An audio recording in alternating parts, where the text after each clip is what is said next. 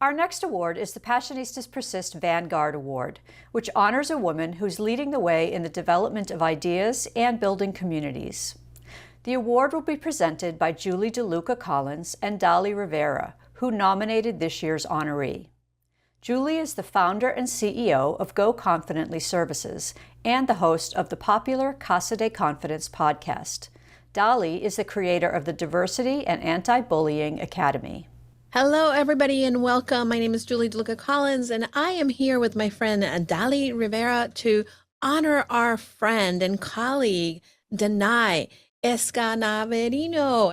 She is being honored with the 2022 Passionista Persist Vanguard Award for her great work celebrating, elevating, and connecting people in the Latin community. Danay Escaneravino is an award-winning Latina serial entrepreneur. She's a speaker and a community builder. As CEO of boutique digital agency Luna So Media, she connects brands to Latino consumers, delivering millions of leads and sales to her clients. A Cuban immigrant and the daughter of a political prisoner, Danay is fiercely passionate about elevating the Latino community. As founder of Latina Meetup, she has introduced thousands of Latina brands to millions of consumers. And as a founder of Amigos, she has facilitated hundreds of job recruitments, grants, scholarships, and other resources for Latino professionals. Danay is a board member of Latinas in Business and is a mentor for several accelerators and Latino youth programs. She's pretty amazing. Danay, congratulations, and thank you again for all of the work that you do on behalf of Latinas and women overall. You embody this award, so thank you for being here. Thank you, Julie, and thank you, Dali, for this gorgeous award. And thank you to the Passionistas Project. I have to tell you that, when you do stuff that you're so passionate about and you get recognized, it's just that much more amazing because it means that people get it. People get the impact of what you're so passionate about. And so I'm absolutely humbled, especially being presented by two women that I am so much a fan of. I'm super thrilled. Thank you so much for this award. I'm absolutely humbled and very happy to receive it. Thank you. Well, again, congratulations. What are you passionate about? I am passionate about Latinos, Latinidad, the Latino community, and specifically about us being unified in supporting each other. And that's my thing. I'm an immigrant. I came from Cuba when I was a little girl. My dad was a political prisoner. And, even though in the last, probably since the 2016 election, right, where the conversation about Latinos turned really sour, and it was all about how we were a drain on the economy and a drain on the immigration system. And that's not what I grew up with. I grew up in Miami in thriving neighborhoods, businesses. We make the economy go. We've brought the economy back from the last two recessions. And so we lead in job creation, we lead in business creation, we lead in entrepreneurialism. And so I just want to continue to change how we talk about Latinos and how we support each other as a community. And so I'm super passionate about that. And that's kind of why I do the things I do. That's why I'm really big into community and making sure that we foster opportunities for Latinos to lead and Latinos to help each other out. What does the power of Passionista mean to you? The power is in the name, right? So when you're passionate and you're led by that passion, I think that just translates into power, and it's up to you how you want to use that power. So really, it's all in the name for me. Why is it important for women to lift each other up? Because if we don't do it, who's going to do it? And nothing against men. I have some amazing men in my life that I have a lot of respect for. Heck, my best mentor was my big brother, right? But they navigate through life with a totally different lens. Everybody has a different lens based on so many different variables, right? And so you don't know what you don't know. It's like my kids. My kids don't know what it's like to be poor. My kids don't know what it's like not to be able to pay for your light bill, right? And so I can tell them as much as I want until I'm blue in the face about what it was like growing up without anything, but they'll never know. And so that's kind of the same thing with men. Men just don't know the challenges that women face. They can be great allies, but you don't know what you don't know. And so because we are women, we have that in common. We understand those challenges that we face, whether it's misogyny, whether it's, pay inequality, all of the different wonderful challenges that women face. So it's up to us to help each other out. It's up to us to elevate each other and really walk that walk with each other, because nobody else is going to do it. So it's our responsibility, and we need to take that responsibility and really help each other out and, be sisters and do our thing for each other, help each other out. Could you talk a little bit about the actual work that you help and that you do on a day in and day out to elevate the voices, to elevate the community, and to really push forward initiatives that help to support the Latino community? First, let me tell you a little bit about what I do for a living. I own a digital agency. I've been in digital marketing for over 25 years. I joke that I'm a digital dinosaur, but really I am.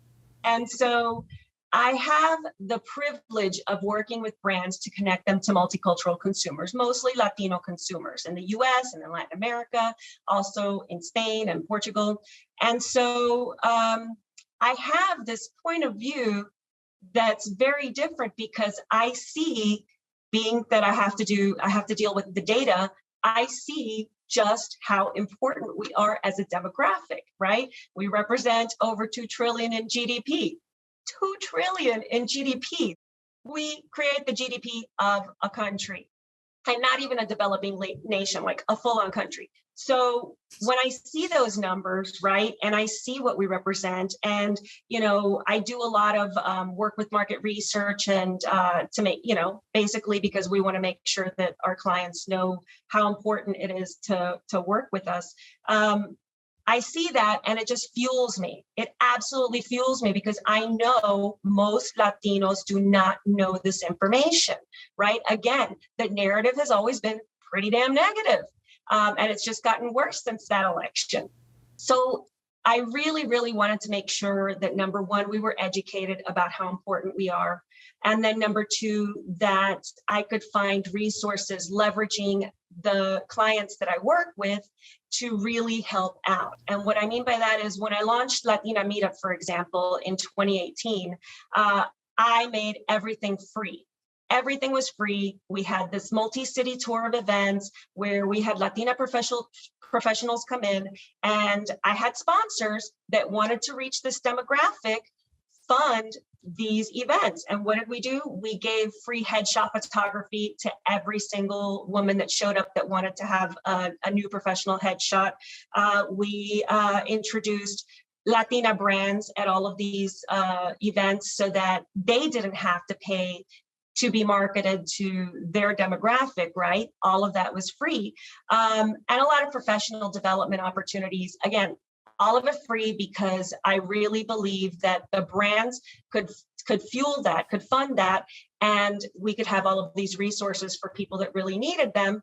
And we did a bunch of scholarship opportunities, and we give away a lot of free marketing to the community. And so when the pandemic hit, yay, in 2020, we couldn't have any in-person events anymore. So I translated that into, we started having Zoom events, but it really didn't feel the same. And then Clubhouse happened. And I got onto Clubhouse, and I didn't see any Latinos, but my brain was already the synapses were sparking.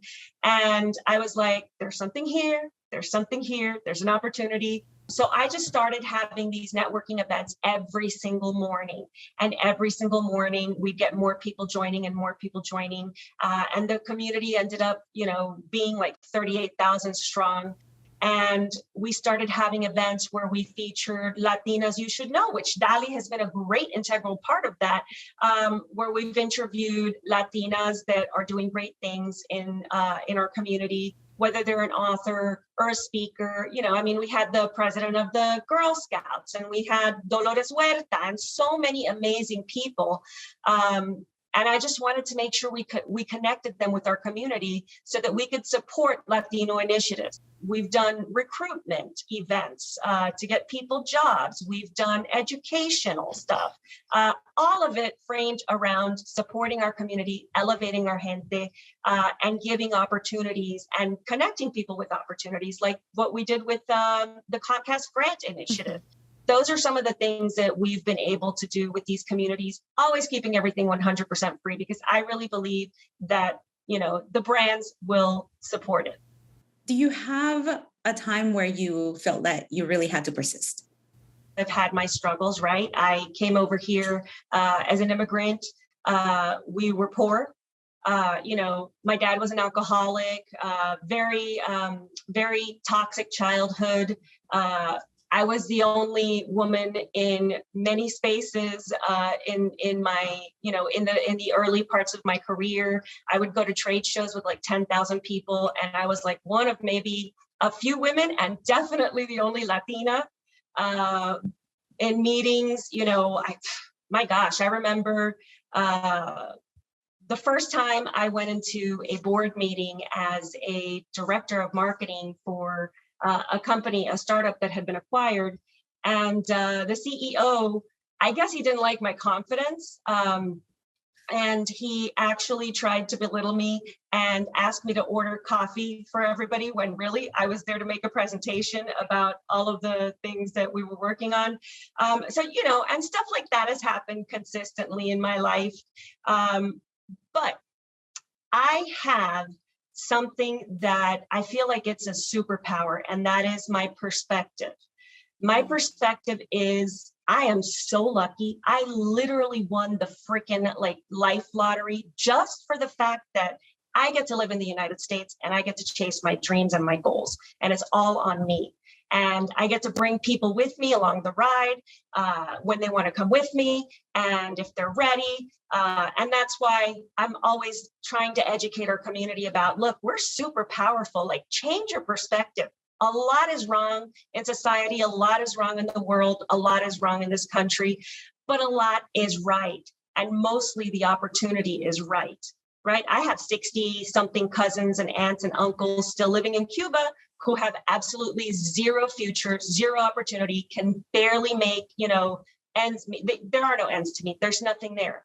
So that's my perspective. Every time I feel like something is difficult or I have something to overcome, that perspective kind of reminds me, okay, but you're in a position of real privilege because you have opportunity and it's on you. Danay, what's in the future for you?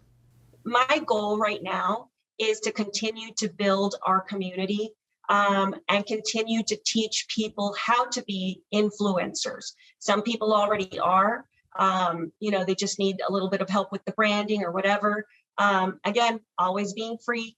So my view is in the next 2 or 3 years, we're going to have an army of Latino influencers that are going to be just doing great, whether they want to be paid as a creator or whether they want to be a speaker, but hopefully getting them to also continue to share the message that we are important, we are powerful, and we need to stick together and be unified. What is one word that you want to leave with the listeners that they know, they're not meant necessarily a Latino or part of the community, but how can they participate and be a part of the community and part of our table and also make an impact? There is a word in Spanish that I use a lot. It's dale, which means let's go. It's if you are passionate, if you're looking for a community, if you're looking to grow, to be mentored, to mentor, come hang out with Amigos and dale. Just let's go.